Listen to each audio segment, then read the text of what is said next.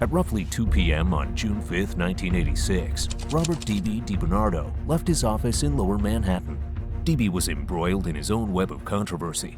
He was one of the owners of Star Distributors, a pornography distributor, and he was in some hot water for ties to child pornography. DB was also a caporegime in the Gambino crime family with a long-standing criminal background. When John Gotti stepped into the role of Gambino family boss, DB thought he had an ally. After all, he was supportive of Gotti's infamous plot to assassinate the previous boss of the family, Paul Castellano. But when the Dapper Don found out some unsettling news about this porn dealer, he had other plans in mind. In today's video, we're going to delve into the story of Robert DiBernardo's assassination. We'll take a look into the events that led up to his death and what really happened that fateful afternoon. Stay tuned as you hear this story from both John Gotti and Sammy the Bull Gravano's perspectives. John Gotti, aka the Teflon Don and the Dapper Don, is one of the most famous mafia bosses in history, but he started off with the Gambino family as an errand boy. While this wasn't his ideal role in the crime family, it did help him get his foot in the door.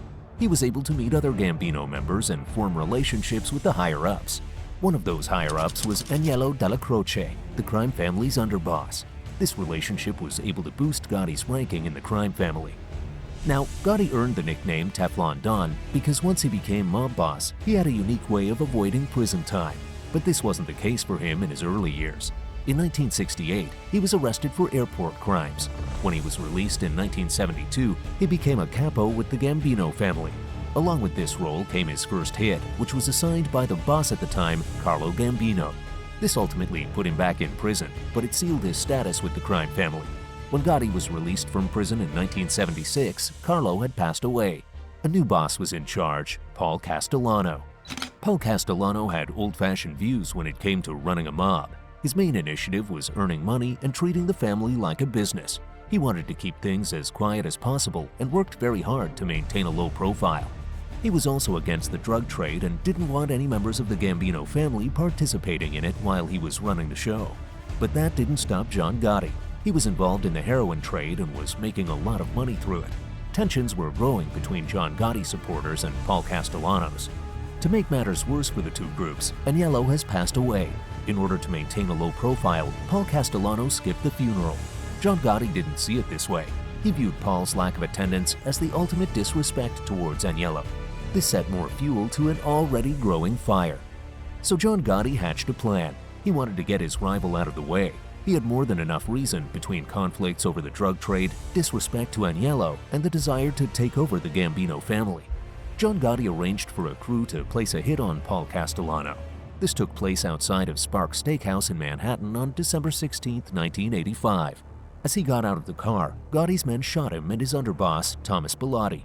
John Gotti waited in a vehicle down the street with Sammy the Bull to oversee everything. Now, Robert DiBernardo was originally tied to the Cavalcante family. He was one of the few mobsters who became a man without placing a hit on anyone. It was DB's connections in the world of porn distribution that brought him into the Gambino family. He had made a close allyship with Ettore Zappi, a Gambino capo who was also involved with pornography. This relationship brought him into the Gambino family, where he was able to make allegiance with John Gotti. DB was one of the owners of Star Distributors, one of the leading distributors of pornography in the 1970s. Originally, this company was founded by Ted Rothstein. It was struggling financially and desperately needed a financial boost. Once DB was brought into the company, there was an overnight change in finances. Of course, this wasn't a shock to the industry at the time. Back then, nearly every successful company in the adult entertainment industry was owned by the Mafia. DB was viewed as one of the most influential figures in the industry at the time. This was partly due to his Mafia connections. While DB wasn't a violent man, he knew the right people to call on for extortion and other tactics. While he had a great hold on the industry, things weren't going so smoothly for DB. There was child pornography being distributed throughout New York in the mid-1970s. This brought investigators' attention to DB. The FBI launched an investigation in 1977 on all major pornography distributors. He was one of 44 people being investigated. On June 12, 1981, he was convicted and sentenced to 5 years in prison. However, this conviction was overturned after it was discovered that one of the undercover FBI agents in the case lied to the grand jury. DB felt a sense of protection from the Gambino family. However, he didn't see eye to eye with the boss, Paul Castellano. Paul frowned upon the pornography business, yet still took profits from DB's work through it. Since Paul was so quick to disrespect DB, the pornography distributor was very supportive of John Gotti's plan to assassinate the Gambino family boss. But his loyalty to Gotti didn't last long, or so it was said. John Gotti was told something else about DB. Now, there are two counts on what happened, but it all depends on whose side of the story you believe. According to Sammy the Bull, John Gotti gave the go-ahead to have DB offed after Angelo Ruggiero told him that DB was making subversive comments behind his back. Was there any truth to these remarks? That's something we'll never really know. But according to Sammy the Bull, Angelo wanted DB out of the way because he was in debt to the porn distributor. John Gotti had a different take on the story. This infamous mob boss openly talked about how they would kill any partner who didn't agree with them. But a Mafia member can't just kill anyone. They have to get the boss's permission first. In this case, Gotti claimed that it was Sammy the Bull who wanted to put the hit on DB. He claims that Sammy told him stories of DB making disloyal comments behind Gotti's back. Rumors also started going around that Sammy wanted DB out of the way so he could take his place in the local 282 Teamsters Union. Could this have been the motivation for Sammy the Bull to plan the hit?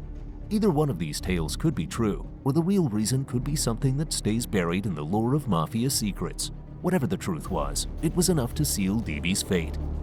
The decision to plan the hit on DB is wrapped in secrecy. On the one hand, we have Sammy's account of how Angelo planted the seed in John Gotti's ear about DB's disloyalty.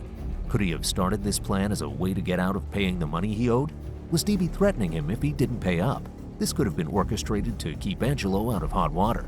But John Gotti claimed it was Sammy the Bull who spread the news of DB's disloyalty to him. While Gotti and Sammy the Bull started off as allies, conflict eventually came between them, especially in 1991 when Sammy decided to testify against Gotti.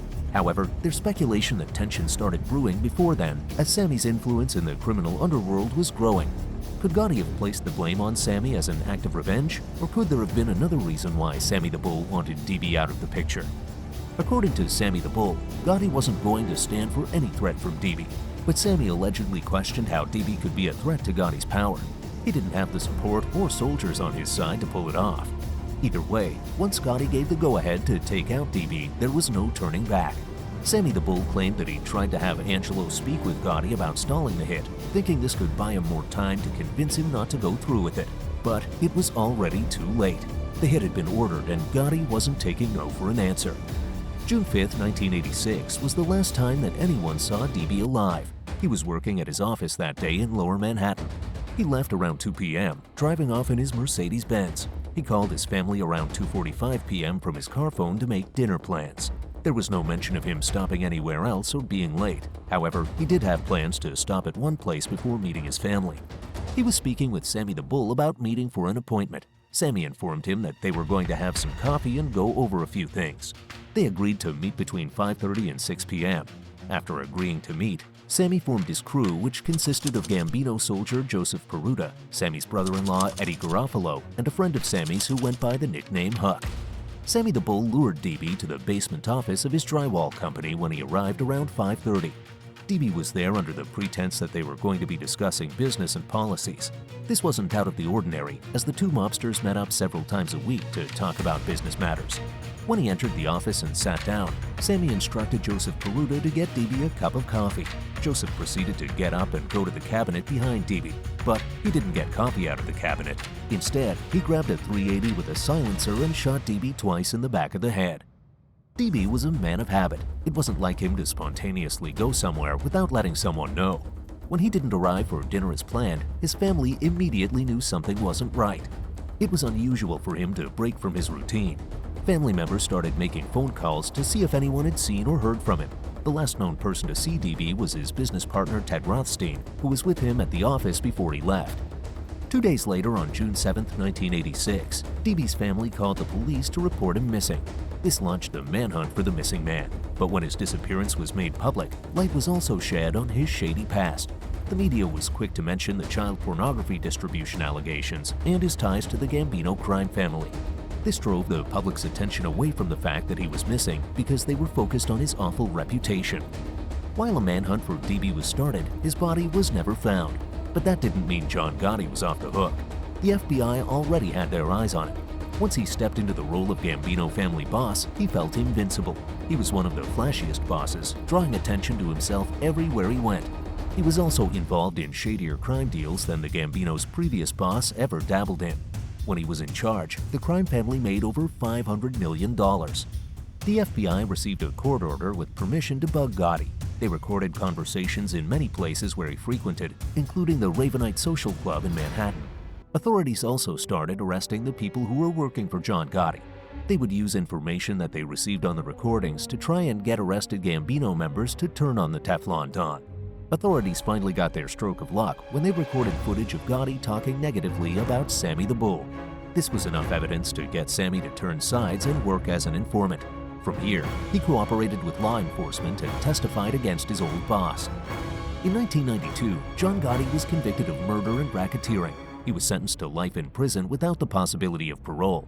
Sammy the Bull's trial was in 1994. His sentence was greatly reduced because of his cooperation. He was sentenced to a total of 5 years in prison. He had already served 4 of those years at the time of his trial.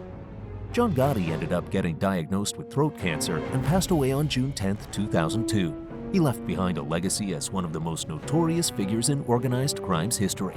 He was known as a reckless leader who would write a violent fate for anyone who tried to get in his way. Many people respected him, but many more people feared him. One of the more intriguing parts of Gotti's legacy is how he earned the name Teflon Don. This man had been linked to numerous crimes during his run with the Gambino family, but he had a marvelous knack for evading jail time. It wasn't that he hired the best lawyers in New York to represent him. Not at all. He managed to stay free because he had the power and the henchmen behind him. Witnesses, members of the jury, prosecutors, and judges were often threatened to stay quiet. While Gotti had a lot of power and influence, it didn't work out in his favor. His flashy lifestyle caught the attention of too many, and those who started working for him fell first once the investigation started. It didn't take long for his whole tower to crumble. While the Gambino family is still believed to be operating today, leaders after Gotti have maintained a lower profile. This wraps up our video of John Gotti's revenge on Robert DiBernardo. DB had a lot of controversy surrounding his name. While all of this shined a negative spotlight on him, it was ultimately those he thought he could trust that brought him to the end of his tunnel. He thought John Gotti and Sammy the Bull were his allies, but they didn't hesitate to put the hit on him when the timing was right. There are a few stories that went around as to why DB was shot that fateful evening. What do you think the real reason was? Let us know in the comments below. Thank you for staying through to the end of our video today. If you want to see more content like this, make sure you hit like, share, and subscribe for more.